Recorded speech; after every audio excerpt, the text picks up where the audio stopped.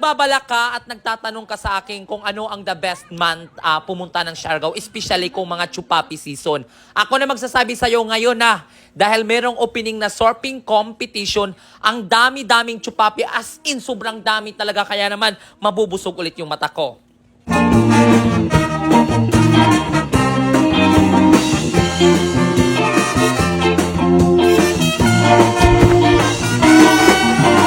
Hindi na tayo magpapaligoy-ligoy pa. Hi, this is Nene Wonder, ang pambansang hunter ng chupapi ng Siargao.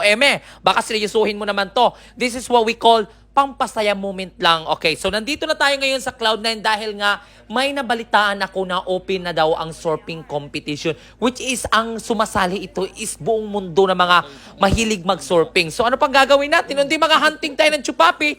Meron ako nakita kanina yung mga kondo, yung mga sugar daddy. Ay, for the go! Kailangan natin din ng sponsor. Ay, murag tala. Okay kayo. So, nandito tayo ngayon sa Cloud9, which is ito yung iconic or sikat talaga dito sa Siargao na surfing spot. Dito ginaganap yung mga competition. Grabe, ang daming tao at na-amaze ako kasi nga napakalinis ng place na to and the same time napaka-organized. So, ang daming nanood at grabe, nabusog talaga ang mata ko. Kaya naman, thank you so much, Lord! Ang daming chupapi! For the go! Huy! Grabe no, tsaka at the same time, ang daming tao nanonood sa shore. Pero grabe, siksikan dito na part. Sabi ko, ay, doon masarap kung saan yung masikip. Doon tayo sumisiksik. Hoy! Murag tala! Nakakita nga ako ng iba-ibang,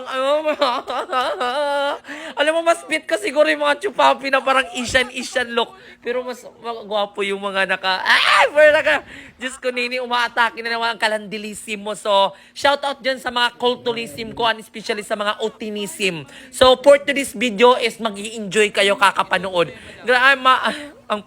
Mari, dahan-dahan. So, mayroon nagpa-picture sa amin dahil nanonood nga daw sa vlog ko or sa vlog namin ni Madam. Sabi ko, thank you so much for watching.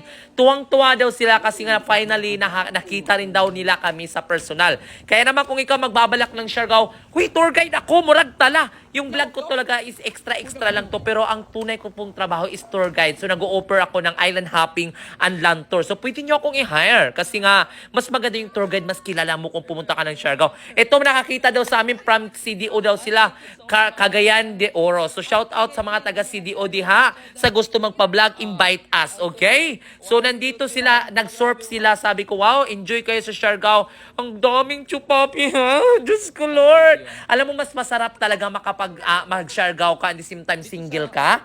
Kasi makakapili ka ng gusto mong chuchupapihin. Ay, chuchupapihin.